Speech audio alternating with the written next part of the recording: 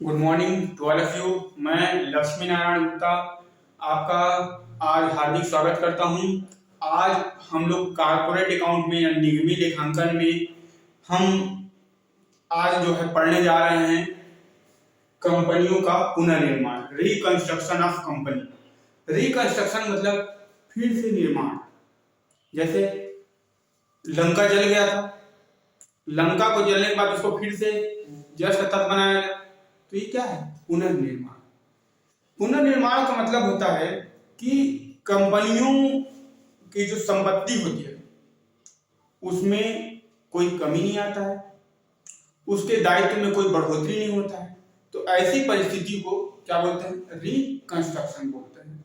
मान लीजिए आपके पास 1000 स्क्वायर फीट का जमीन है, ठीक, आपने उसमें 4 कमरे बना रखा है और हॉल वगैरह बना रखा है, आपको पसंद नहीं आता है, तो आप क्या करते हैं? जो 4 कमरे, जो हॉल छोटा है उसको, हॉल को बड़ा करने के लिए कमरे को तोड़वा देते हैं। घर तो वही है ना, लेकिन आपका स्थिति में क्या हो गया? परिवर्तन हो गया। उसी प्रकार कंपनी जब बहुत लंबे समय तक लॉस झेलता रहता है तो उसकी पूंजी जो संरचना होता है उसमें परिवर्तन करना आवश्यक हो जाता है। तो ऐसे कंडीशन में जब हमको पता है कि अगर संपत्ति घटेगा तो दायित्व भी घटेगा, है ना, संपत्ति बढ़ेगा तो दायित्व भी बढ़ेगा। तो अगर हमारे पास अननेसेसरी लॉसेस हैं, यानी हमारा संपत्ति घट रहा है, तो हमें अपने दायित्व को भी क्या करना पड़ेगा? लायबिलिटीज को भी क्या करना पड़ेगा? रिड्यूस करना पड़ेगा, घटाना पड़ेगा। तो वही काम यहाँ पर रिकंस्ट्रक्शन करते हैं। हम अपने आप को रीएडजस्ट करते हैं पहले की पोजीशन से आज की पोजीशन में। जैसे गुब्बारा होता है, अब गुब्बारे में हवा भरी तो क्या होता है? खुला खुला नजर आता है, लेकिन जैसे ही एक स्विच उठता है वो अपने आप फिर पोजीशन में आ जाता है। उसी तरह हमें जो बबल्स मिले रहते हैं, यानी हमारा जो सॉक्स वगैरह लग रहा है, हमको दिख रहा है कि बहुत ज्यादा हमारे पास एसेट्स और लायबिलिटी दिखा रहा है, लेकिन वो केवल और केवल दिखावा के लिए है। तो ऐसी परिस्थिति में हम उसे जो दिखावटी जो चीजें हैं उसको क्या करते हैं? हटा देंगे और एक ठोस उसको बैलेंस शीट बनाएंगे। आज की स्थिति में हमारा ओरिजिनल स्थिति क्या है? तो ये होगा हमारा रिकंस्ट्रक्शन, पुनर्निर्माण। इसकी विशेषता क्या है? फीचर्स क्या है? तो सबसे पहले वित्तीय स्वरूपों को बदलना। जो फाइनेंशियल जो पोजीशन है, उसके फाइनेंशियल जो फॉर्म्स है उसको क्या करना? चेंज करना। दूसरा, लगातार असफलता के कारण विघटन से बचाव। अगर हम कंटिन्यू लॉस में जा रहे हैं तो एक समय ऐसे आएगा कि हम डिजॉल्व की तरफ जाएंगे, विघटन की तरफ जाएंगे। तो उससे अगर बचना है तो हम विघटन न करके उसको अपने आप को क्या कर ले? रिकंस्ट्रक्ट कर लेंगे, तो हमारा कंपनी क्या होगा? बचा रहे। एक वैधानिक प्रक्रिया, एक ऐसा प्रक्रिया है, एक वैधानिक प्रक्रिया। वैधानिक मतलब लीगली, इसमें हर कंपनी को आजादी है ये काम करने का। दूसरा, अंश पूंजी में परिवर्तन। इसमें जो हमारा शेयर कैपिटल होता है उसमें हम क्या कर देते हैं? चेंजेस कर देते हैं। अगर हमारा 10 लाख शो कर रहा है तो हम उसको 5 लाख में ही रख सकते हैं। तो अंश पूंजी में क्या हो जाता है? चेंजेस आ जाएगा, तो बढ़ जाएगा दोनों में। हानियों का अपलेखन। अगर हम लगातार बैलेंस शीट में लॉस दिखा रहे हैं तो उस लॉस को क्या करेंगे? लॉस को हटा देंगे, अपलेखन कर देंगे। और पुनर्गठन की योजना, और एक ऐसा एक योजना कैसा? पुनर्गठन का, रिकंस्ट्रक्शन का ये क्या है? एक प्लान। तो ये आपकी क्या है? फीचर्स हो गए। ठीक, कंपनियों का पुनर्निर्माण में 2 प्रकार का बताया गया है, एक आंतरिक पुनर्निर्माण और एक बाह्य पुनर्निर्माण। आंतरिक पुनर्निर्माण में क्या होता है? नई कंपनी का निर्माण ही, कोई नया कंपनी नहीं बनाते। दूसरा, पुरानी कंपनी का विघटन नहीं, और जो पुराना कंपनी वो भी विघटन नहीं होती, यानी जस का तस बना रहता है। ये क्या कहलाता है? आंतरिक रिकंस्ट्रक्शन। ठीक है, चलिए इसके बाद देखते हैं वांछनीयता, डिजायरेबिलिटी। क्यों हमको जरूरी है रिकंस्ट्रक्शन करना? क्यों आवश्यक, क्यों जरूरी है?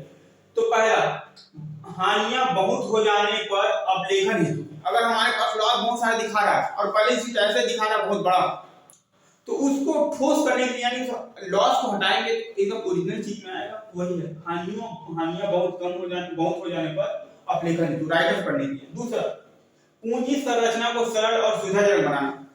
हमारा पूंजी जो कैपिटल स्ट्रक्चर है वो बहुत कॉम्प्लिकेटेड हो गया है, असुविधाजनक हो गया है, तो उसको सरल बनाएं और सुविधाजनक बनाएं। तो इसके लिए हमको रिकंस्ट्रक्शन करना आवश्यक हो जाता है। पूंजी मिलान अनुपात में परिवर्तन आवश्यक हो। कैपिटल गियरिंग रेशियो, जो 8% का आसपास की जो बात करता है, वो जो पूंजी मिलान अनुपात में परिवर्तन जब आवश्यक हो जाए कि इसको बराबर रखना है, तो उसके लिए फिर हमको रिकंस्ट्रक्शन करना पड़ेगा। फेस वैल्यू में परिवर्तन आवश्यक हो, अगर हमारा शेयर की वैल्यू, अगर हम शेयर की वैल्यू 100 रुपए रखे हैं लेकिन वो 100 रुपए ठीक नहीं लग रहा, इसको कम किया जाना चाहिए, इसको 75 रुपए किया जाना चाहिए, तो अगर ऐसा करना आवश्यक हो गया, फेस वैल्यू में परिवर्तन करना अगर आवश्यक हो गया, तो हम रिकंस्ट्रक्शन की तरफ जाएंगे। वो हमारे लिए जरूरी हो जाएगा, वांछनीयता रह जाएगा। संपत्ति का मूल्य पूंजी की प्रतिनिधित्व न कर रहा, पूंजी हमारा दिखा रहा है, मान लो 1 लाख रुपए दिखा रहा है, ठीक है, कितना दिखा रहा है, 1 लाख रुपए हमारा दिखा रहा है, लेकिन हमारा एसेट्स केवल और केवल 80,000 दिखा रहा है। दोनों में बराबरी है क्या? नहीं है। तो इन दोनों को जो गैप है उसको कम करने के लिए हमें क्या करना पड़ेगा? रिकंस्ट्रक्शन करना पड़ेगा। संपत्तियों का मूल्य पूंजी के प्रतिनिधित्व न कर रहा हो, ऐसी कंडीशन में हमको रिकंस्ट्रक्शन की तरफ जाना पड़ेगा।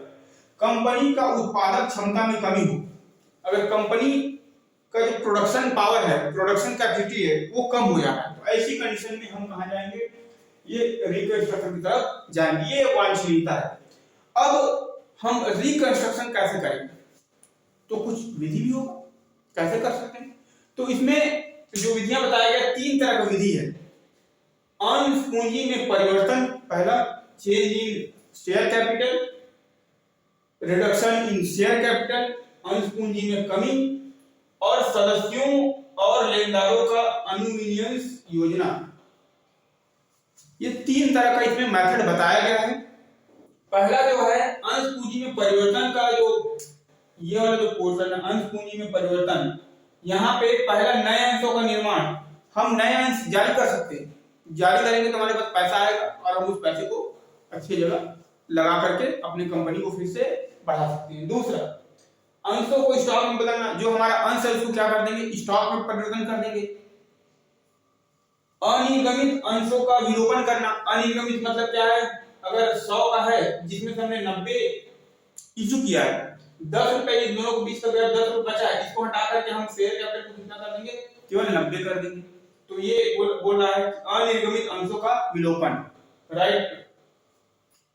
कम मूल्य वाले अंशों को अधिक मूल्य में बदलना। अगर हमारा मूल्य 10 रुपए है और हम चाहते हैं इसको 50 में चेंज करना चाहते हैं तो भी कर सकते हैं, जिससे हमारे पास 40 रुपए का जो पैसा है वो आएगा और कंपनी उसका अच्छा फायदा उठा सकता है। ये विद्यमान अंशों का कम मूल्य वाले अंशों में उपविभाजन। अब देखिए इसमें क्या है, हमारा शेयर का वैल्यू है 100 रुपए, इस 100 रुपए को हम 10-10 रुपए वाले 10 टुकड़ों में डिस्ट्रीब्यूट कर देंगे, ठीक। तो विद्यमान अंशों का कम मूल्य वाले अंशों में उपविभाजन, ये 100 रुपए वाला विद्यमान है और हमने उसको 10-10 रुपए वाले में क्या कर दिया? तोड़ दिया। तो इस तरह से भी करके हम अंश पूंजी में परिवर्तन कर सकते हैं। तो पहला ये मेथड है। दूसरा, अंश पूंजी में कमी करके, अंश पूंजी में कमी करने की जो प्रक्रिया, कमी कैसे करेंगे? उसमें पहला है प्रक्रिया। पहला क्या है? प्रक्रिया। प्रक्रिया क्या है? पूंजी को कम करने की शक्ति। हमारे पास अगर पूंजी को कम करने की शक्ति है तब हम इस तरह प्रक्रिया में आगे आएंगे। दूसरा, आपत्तियों का आमंत्रण हेतु ट्रिब्यूनल द्वारा नोटिस, रिकंस्ट्रक्शन की तरफ जा रहे हैं करके हम नोटिस जारी करेंगे, मतलब हम आवेदन लगाएंगे। तो जब ट्रिब्यूनल जो होते हैं वो क्या करेगा? नोटिस जारी करेगा कि किसी को इस रिकंस्ट्रक्शन से आपत्ति तो नहीं है, तो उस आपत्ति के बारे में बताएगा। फिर ट्रिब्यूनल द्वारा संपुष्टि आदेश, कंफर्मेशन लेटर भेजेगा कि अब ये ट्रिब्यूनल इसको क्या करता है? कंफर्म करता है कि ये रिकंस्ट्रक्शन की तरफ जा सकता है। ट्रिब्यूनल के संपुष्टि आदेश का प्रकाशन, उसके बाद ट्रिब्यूनल अगर कोई आदेश देता है तो उस आदेश का प्रकाशन कराना पड़ेगा न्यूज़पेपर में, उसके अलावा प्रपत्र में, जहां भी हो आपको क्या करना पड़ेगा? प्रकाशन, पब्लिकेशन कराना पड़ेगा, ठीक। ये हो गया। उसके बाद ट्रिब्यूनल के संपुष्टि आदेश का प्रमाणित प्रति रजिस्ट्रार को देना। ट्रिब्यूनल ने हमें आदेश दिया है कि हम रिकंस्ट्रक्शन की तरफ जा सकते हैं, तो जब रिकंस्ट्रक्शन की तरफ जाएंगे तो उसका जो आदेश होगा उस आदेश की प्रति को हम रजिस्ट्रार के पास जमा करेंगे। जब तक रजिस्ट्रार के पास जमा नहीं करेंगे तब तक वहां से हमको हम अपने इसमें चेंजेस नहीं कर पाएंगे, ठीक है। रजिस्ट्रार को, कंपनी रजिस्ट्रार को चेंज देना जरूरी हो जाता है। इसके बाद दूसरा होता है सदस्यों पर अंशदान का दायित्व नहीं। जो भी सदस्य रहेंगे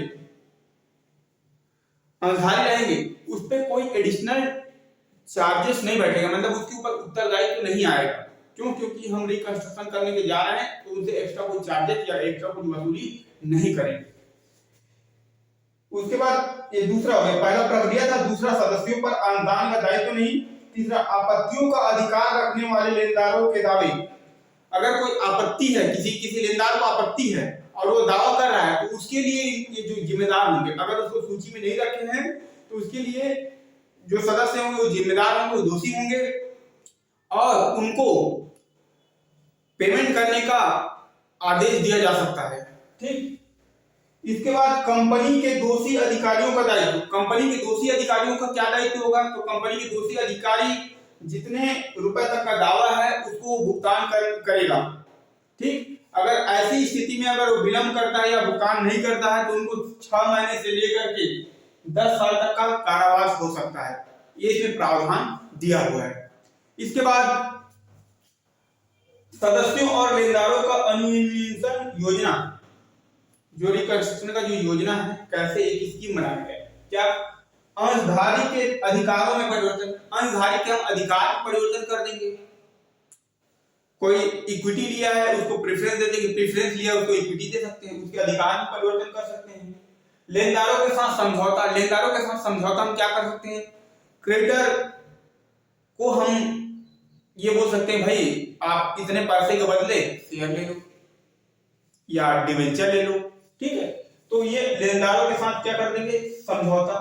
दायित्वों का अंश व ऋण पत्र में परिवर्तन, कुछ दायित्व है उसको अंश या ऋण पत्र में उसको चेंजेस कर देंगे। ऋण पत्रों का अंशों में परिवर्तन, अब ऋण पत्र है तो उसको क्या करना होगा? हर 6 महीने में ब्याज देना पड़ेगा।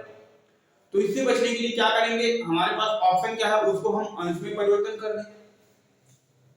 बोनस अंशों का निर्गमन, अगर डिवेंचर शेयर होल्डर को हम पैसा नहीं दे पा रहे हैं, लाभांश नहीं दे पा रहे हैं, तो हम क्या करेंगे? बोनस अंश जारी कर देंगे, लो भाई बोनस अंश ले लो, ताकि वो लोग भी खुश रहें।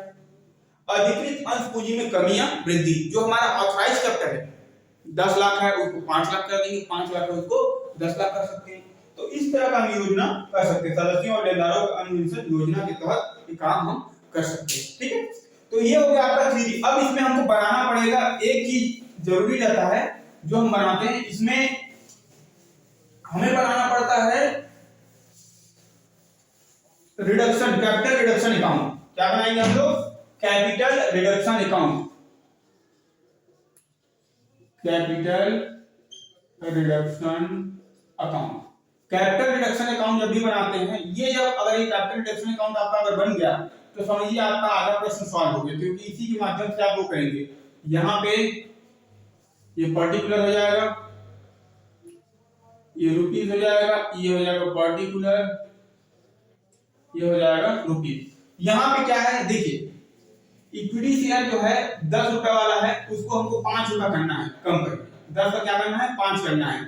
प्रेफरेंस शेयर को 10 का 7.5 करना है, ऐसे करके क्वेश्चन आता है। ठीक, गुडविल हो गया, लॉस हो गया, उसके बाद आपका और भी अलग अलग तरीके से इधर आएगा बाई इक्विटी शेयर कैपिटल।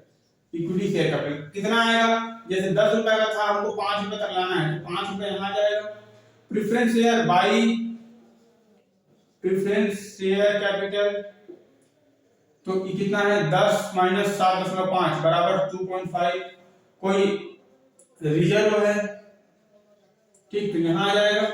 इधर का आइटम बहुत कम रहता है, इधर आएगा goodwill to statement of PL profit and loss, to patent, to furniture, to stock, to debtor. ठीक, ये सब चीजें आएंगी, जो भी चीजें हैं जिसको राइट ऑफ करने की बात करेंगे, जिसमें डेप्रिसिएशन लगने की बात करेगा, वो खर्चे इधर आएंगे, एसेट्स तरफ इधर आएगा, लायबिलिटी तरफ इधर आएगा, और बच जाएगा। अगर ये ज्यादा हो गया और ये कम हो गया, इन दोनों के बीच का डिफरेंस होता है टू कैपिटल रिजर्व अकाउंट। ये दोनों के बीच का डिफरेंस अगर यहाँ इधर का ज्यादा और इधर का कम हो गया तो जो इसमें का ये कम हो रहा है इधर का ज्यादा हो रहा है तो हमारा जो आएगा वो आएगा कैपिटल रिडक्शन अकाउंट में, ये रिजर्व कैपिटल रिजर्व अकाउंट में आएगा। तो उसके बाद हमें इसमें पूछता है कि आप जर्नल एंट्री करिए, प्रस्तावित जर्नल एंट्री करिए। इसका जो क्वेश्चन होता है बहुत ही सरल टाइप का होता है ना, उसको आप देखिएगा कैसे करना है। तो ये मैंने आपको फार्मूला बता दिया, इधर आपका लायबिलिटी कटेगा और इधर कटेगा आपका एसेट्स का, और लायबिलिटी अगर ज्यादा है कट गया है और एसेट्स कम कट गया है तो डिफरेंस को कैपिटल रिजर्व अकाउंट में को क्या करना है, ट्रांसफर करना है। तो इस प्रकार आप जो है कैपिटल रिडक्शन अकाउंट बना सकते हैं, और रिकंस्ट्रक्शन अकाउंट का जो थियोरेटिकल क्वेश्चन है वो इसी तरह से आप लिख सकते हैं। लिखने के बाद आप एक तो ये फॉर्मेट जरूर दिखा दीजिएगा जिससे आपका क्वेश्चन अच्छे से हैंडल हो सके और एग्जामिनर आप मजबूर हो जाए कि आपको ज्यादा नंबर दे सके। धन्यवाद।